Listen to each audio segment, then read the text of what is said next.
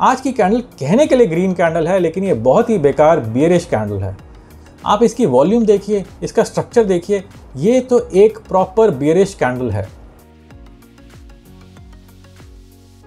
नमस्ते दोस्तों, मैं प्रवीण मलिक अपने इस YouTube चैनल पे आपका स्वागत करता हूं। आज बुधवार का दिन है और आज के दिन बड़े बुधवार में हम दो ऐसे स्टॉक्स की चर्चा करते हैं जिन्होंने एक बड़ी चाल बनाई। एक ऐसा स्टॉक जिसने काफ़ी बढ़त देखी और एक ऐसा स्टॉक जिसने काफ़ी गिरावट देखी। परंतु आज का वीडियो आरंभ करने से पहले मैं आपसे एक प्रश्न करना चाहूँगा। मैंने इस वीडियो में सेटअप में कुछ बदलाव किया है, पिछले वीडियो से कुछ भिन्न है। आपको ये सेटअप कैसा लग रहा है? अगर आपको ये सेटअप अच्छा लग रहा है तो आगे आने वाले समय में हम इसी सेटअप पे कंटिन्यू करेंगे, नहीं तो हम पिछले सेटअप पे वापस चले जाएंगे। तो नीचे कमेंट बॉक्स में लिख के मुझे बताइए कि आपको ये सेटअप कैसा लग रहा है। चलिए बिना किसी विलंब के, बिना किसी देरी के लैपटॉप पर चलते हैं और देख लेते हैं आज के दो स्टॉक्स। तो यहाँ पे मैंने मनी कंट्रोल की वेबसाइट खोल दी है और हम यहाँ जल्दी से देख लेंगे कि आज का टॉप गेनर और आज का टॉप लूज़र कौन सा रहा। उससे पहले आज के एडवांस डिक्लाइन रेशियो को देख लेते हैं। तो एडवांस डिक्लाइन रेशियो तो आज की ठीक ठाक ही रही। 1336 स्टॉक्स ने बढ़त प्राप्त करी और 1840 स्टॉक घटे। तो एडवांस डिक्लाइन रेशियो तो अच्छी ही रही। तो आज का टॉप गेनर रहा हिंडाल्को और टॉप लूज़र रहा टाटा कंज्यूमर प्रोडक्ट्स। तो चलिए सबसे पहले निफ्टी का विश्लेषण कर लेते हैं और देख लेते हैं कि निफ्टी कहाँ जा रहा है। तो पिछले सप्ताह बुधवार के दिन बाजार बंद थे, लेकिन बुधवार के दिन हमने बात करी थी कि बाजार यहाँ से ऊपर चल सकता है। हमने ये एरो भी लगाया था और ऐसा ही हुआ। बाजार ने शुक्रवार को एक लो लगाया और उसके बाद ऊपर ही चल पड़ा है। मुझे लग रहा है कि यहाँ पे एक बहुत अच्छा पैटर्न बना है। एक डबल बॉटम बना है, ये एक बॉटम है और ये दूसरा बॉटम है और आगे आने वाले समय में बाजार यहाँ से काफ़ी ऊपर जा सकता है। अगर हम अनुमान लगाना चाहें कि निफ्टी यहाँ से कहाँ तक जा सकता है तो हम नेक लाइन से नीचे की तरफ का डिफरेंस देख लेते हैं। ये करीब करीब 937 पॉइंट्स का डिफरेंस है। तो इतना ही हम आगे और जोड़ सकते हैं, तो इतना निफ्टी जा सकता है। तो ये कम से कम हो जाएगा 22,800 और 900, तो करीब करीब 23,700। तो हो सकता है 23,700 तक ना जाए, 23,500, 23,600 तक चला जाए, लेकिन अभी निफ्टी काफ़ी ऊपर जा सकता है। तो चलिए सबसे पहले आज का टॉप गेनर देख लेते हैं। तो आज का टॉप गेनर रहा हिंडाल्को। तो सबसे पहले हम हिंडाल्को का मासिक चार्ट देख लेते हैं। तो अगर हम मासिक चार्ट देखें, हिंडाल्को काफ़ी समय से एक रेंज में ट्रेड कर रहा था और 2020 में कोविड करेक्शन के बाद हिंडाल्को ने एक अच्छी चाल पकड़ी और काफ़ी तेज़ी से ऊपर चला, एक अच्छा अप ट्रेंड बनाया। उसके बाद हिंडाल्को थोड़े दिन डाउन ट्रेंड में रहा, लेकिन अब स्टॉक फिर से अप ट्रेंड में चल पड़ा है। तो हिंडाल्को का चार्ट स्ट्रक्चर तो मुझे काफ़ी अच्छा लग रहा है। चलिए ये रेक्टेंगल डिलीट कर देते हैं और साप्ताहिक चार्ट को देख लेते हैं। तो साप्ताहिक चार्ट पे भी अप ट्रेंड दिख रहा है। तो चलिए सारी आकृतियाँ डिलीट कर देते हैं और सिर्फ अभी की चाल देख लेते हैं। तो यहाँ पे हिंडाल्को एक कंजेशन में आ गया था, लेकिन अब कंजेशन से हिंडाल्को ने एक ब्रेकआउट दे दिया है। तो ब्रेकआउट तो काफ़ी अच्छा लग रहा है, परंतु पिछला ऑल टाइम हाई को भी देख लेते हैं। तो ऑल टाइम हाई करीब यहाँ पर है, तो यहाँ पे एक रेखा बना देते हैं। तो करीब करीब 636 रुपये पे ऑल टाइम हाई लगा था। तो चलिए दैनिक चार्ट पे चलते हैं और देख लेते हैं कि अब क्या लग रहा है। तो आज के दिन की कैंडल तो बहुत अच्छी है, लेकिन ये कैंडल जाके ऑल टाइम हाई के पास रुक गई है। आज की कैंडल करीब करीब 4% की है और वॉल्यूम भी काफ़ी अच्छी है, परंतु ऑल टाइम हाई पे रुकना एक चिंताजनक विषय है।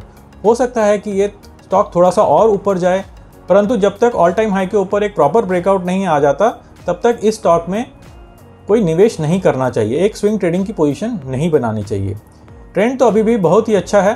तो मुझे क्या लगता है कि यहाँ पे एक ब्रेकआउट आएगा और भाव ऊपर जाएगा और उसके बाद एक पुल बैक आएगा जब भाव नीचे आ जाएगा और उसके बाद एक ग्रीन कैंडल बनेगी जो एक अच्छी ग्रीन कैंडल होगी जो वापस भाव को ऊपर ले जाना शुरू कर देगी। तो जब यहाँ पे एक ग्रीन कैंडल बनेगी तो उस समय यहाँ पे एक पोजीशन बनाई जा सकती है। वो किस तरह की पोजीशन होगी, स्विंग ट्रेडिंग की पोजीशन होगी या पोजिशनल ट्रेडिंग की पोजीशन होगी, वो उसी समय उस कैंडल को देख के ही पता लगेगा। लेकिन आज के दिन इसमें पोजीशन नहीं बनानी चाहिए, क्योंकि आज का भाव ऑल टाइम हाई पे जाके रुक गया है। चार्ट का स्ट्रक्चर काफ़ी अच्छा है, परंतु इसमें अभी निवेश में कोई जल्दबाजी नहीं करनी चाहिए। चलिए दूसरे स्टॉक पे जाने से पहले मैं आपको एक चीज़ याद दिला देता हूँ कि हम ये विश्लेषण सिर्फ लर्निंग पर्पसेस के लिए कर रहे हैं, एक एजुकेशनल पर्पसेस के लिए कर रहे हैं, हम सीखने के लिए कर रहे हैं। मेरी इस स्टॉक में खरीदने या बेचने की कोई राय नहीं है, ये एक रिकमेंडेशन नहीं है। हम ये विश्लेषण सिर्फ इसलिए कर रहे हैं ताकि हम सीख सकें कि स्विंग ट्रेडिंग की पोजीशन कैसे बना सकते हैं। हम रैंडमली स्टॉक्स चूज़ करते हैं। रैंडमली मतलब हम बुधवार के दिन देखते हैं कि उस दिन का टॉप गेनर कौन सा है और उस दिन का टॉप लूज़र कौन सा है, और उसी के बेसिस पे हम अपना विश्लेषण करते हैं। तो इन स्टॉक्स में मेरी खरीदने या बेचने की कोई राय नहीं है। आप अपना विश्लेषण खुद करिए, टारगेट डिसाइड करिए, स्टॉप लॉस डिसाइड करिए और उसके बाद ही कोई पोजीशन लीजिए। तो चलिए आज के टॉप लूज़र का विश्लेषण करने से पहले हम वो 2 स्टॉक्स भी देख लेते हैं जिनका विश्लेषण हमने 4 सप्ताह पहले किया था। तो आज से 4 सप्ताह पहले श्रीराम फाइनेंस उस दिन का टॉप गेनर था और नेस्ले उस दिन का टॉप लूज़र था। तो पहले श्रीराम फाइनेंस का चार्ट देख लेते हैं।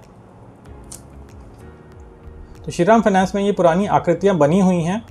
तो चलिए देख लेते हैं कि हमने 4 सप्ताह पहले क्या बात करी थी।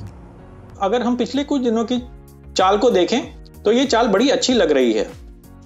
सबसे पहले तो यहाँ पे एक डबल बॉटम बन रहा है। तो एक बॉटम यहां बना और दूसरा बॉटम यहां बना। चलिए इसको डिलीट कर देते हैं। तो अगर हम 18 मार्च की कैंडल को देखें तो आप 18 मार्च की कैंडल पे एक स्विंग ट्रेडिंग पोजीशन बना सकते थे। ये एक ग्रीन बुलिश कैंडल थी जो पिछली रेड कैंडल के ऊपर बंद हुई और वॉल्यूम भी अच्छी थी। तो अगर किसी ने यहां पे पोजीशन बनाई होती तो उसको काफी लाभ हुआ होता। तो करीब 10 दिन में उसको 10% का लाभ हो गया होता। अगर किसी ने यहां पे पोजीशन नहीं बनाई थी तो वो 26 मार्च की कैंडल पे भी एक स्विंग ट्रेडिंग की पोजीशन बना सकता था। अगर किसी ने 26 मार्च को वो स्विंग ट्रेडिंग की पोजीशन बनाई होती तो उसे 5 दिन में करीब करीब 8% का लाभ हुआ होता, जो एक अच्छा लाभ है। आज भी यहाँ पे एक स्विंग ट्रेडिंग की पोजीशन बनाई जा सकती है क्योंकि स्टॉक ने ऑल टाइम हाई के ऊपर ब्रेकआउट दे दिया है। परंतु आज की स्विंग ट्रेडिंग पोजीशन में थोड़ा जोखिम रहेगा क्योंकि पिछले कुछ दिनों से भाव काफी ऊपर आ गया है। तो आज से 4 सप्ताह पहले 3 अप्रैल के दिन हमने इस स्टॉक का विश्लेषण किया था। तो उस दिन ये कैंडल बनी थी और ये कैंडल हमको काफ़ी अच्छी लग रही थी, परंतु हमने ये भी कहा था कि इस कैंडल पे एक स्विंग ट्रेडिंग लेना जोखिम भरा हो सकता है क्योंकि स्टॉक ने पहले ही एक अच्छी लंबी चाल चल दी थी। तो हमने बात करी थी कि अगर किसी को पोजीशन बनानी होती तो वो इस कैंडल पे बना सकता था या फिर इस कैंडल पे बना सकता था। इस कैंडल पे भी ट्रेडिंग की एक पोजीशन बनाई जा सकती थी, लेकिन क्योंकि भाव काफ़ी ऊपर आ गया था इसलिए स्विंग ट्रेडिंग की पोजीशन बनाने में एक खतरा था। और ऐसा ही हुआ, भाव थोड़ा सा और ऊपर गया, उसके बाद नीचे आ गया। अभी मुझे लगता है भाव ने जितना नीचे आना था आ चुका है और इसके बाद भाव ऊपर ही जाएगा। ये स्टॉक अप ट्रेंड में ही है और अप ट्रेंड में ये एक कंजेशन में है। तो आने वाले समय में मुझे लगता है कि ये स्टॉक ऊपर ही जाना चाहिए। चलिए अब 4 सप्ताह पहले के टॉप लूज़र को भी देख लेते हैं। 4 सप्ताह पहले नेस्ले उस दिन का टॉप लूज़र था। तो हम नेस्ले इंडिया का चार्ट खोल लेते हैं और देखते हैं कि आगे कैसी चाल बनी। तो 4 सप्ताह पहले 3 अप्रैल के दिन ये एक बड़ी कैंडल बनी थी जिसमें नेस्ले करीब करीब 2.5% नीचे गिरा था और एक अच्छी वॉल्यूम पर नीचे गिरा था। तो उस दिन का हमारा विश्लेषण ये था कि नेस्ले कहीं इस स्तर पे आए और उसके बाद एक अच्छी ग्रीन कैंडल बनाए तो हम नेस्ले को ले सकते हैं, स्विंग ट्रेडिंग के लिए ले सकते हैं। तो चलिए आगे चलने से पहले देख लेते हैं कि हमने 4 सप्ताह पहले की वीडियो में क्या बात कही थी। तो अगर आप देखेंगे तो आज की कैंडल तो बहुत ही खराब कैंडल है और इसकी वॉल्यूम भी काफ़ी ज़्यादा है। तो इस कैंडल पे तो कोई स्विंग ट्रेडिंग पोजीशन बनाई नहीं जा सकती। इसको शॉर्ट भी नहीं किया जा सकता क्योंकि स्टॉक एक कंसोलिडेशन मोड में है और अप ट्रेंडिंग स्टॉक को तो वैसे भी शॉर्ट करना ही नहीं चाहिए। तो ये long term up trending stock है और नेस्ले एक बहुत ही बड़ी कंपनी है, भारत की अर्थव्यवस्था की एक बहुत ही बड़ी कंपनी है, तो मेरी माने ऐसे स्टॉक को शॉर्ट नहीं करना चाहिए। अगर आने वाले समय में किसी दिन आपको इसमें एक अच्छी ग्रीन कैंडल दिखती है तो आप इसमें एक स्विंग ट्रेडिंग की पोजीशन बना सकते हैं, और अगर वो ग्रीन कैंडल आपको यहाँ कहीं निचले स्तर पे मिले तो वो काफ़ी अच्छी कैंडल होगी। तो अब मुझे लगता है कि नेस्ले निचले स्तर पे आया और उसने कल एक अच्छी ग्रीन कैंडल बनाई। कल मंगलवार के दिन करीब 1.25% ऊपर चढ़ा और वॉल्यूम भी ठीक ठाक थी। तो मुझे लगता है कि हो सकता है कि आने वाले दिनों में नेस्ले ऊपर चलना शुरू कर देगा। हो सकता है वो थोड़ा सा ऊपर नीचे करे और उसके बाद ऊपर ही जाए। तो यहाँ पे एक स्विंग ट्रेडिंग की पोजीशन बनाई जा सकती है। परंतु मैं फिर भी यही बोलूँगा कि आप मेरे कहे पे ना जाएं, अपना एनालिसिस खुद करें, अपना विश्लेषण करें, स्टॉप लॉस देखें, टारगेट देखें और उसके बाद ही इसमें कोई पोजीशन बनाएं। चलिए अब हम आज का टॉप लूज़र देख लेते हैं, टाटा कंज्यूमर। तो सबसे पहले हम टाटा कंज्यूमर के मासिक चार्ट को देख लेते हैं। तो मासिक चार्ट तो काफ़ी अच्छा लग रहा है। तो टाटा कंज्यूमर एक अच्छे अप ट्रेंड में लग रहा है।